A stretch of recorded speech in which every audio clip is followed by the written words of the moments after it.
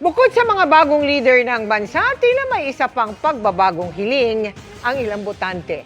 Hindi raw kasi nakakaganda ang larawan ng ilan sa voters list ng mga polling precinct. Yan at ang iba pang eleksyon 2025 paandar, tinutukan ni Joseph Moro. Kasabay ng dagsa ng mga botante sa mga paaralang ginawang voting centers, naging feeling studio sila habang nasa pila nang biglang talagang dumating si Miss Ma'am. Buti na lamang class dismiss agad. Pahirapan ang paghahanap ng pangalan pero ang ilan sa iba nahirapan. Nahirapang tanggapin ang kanilang pagmumuka sa mga nakapaskil nilang larawan. Hindi na plakado. May humaba na ang buhok at nag-iba ng look. Mga pictures na almost decades ago. Well, hello Glow.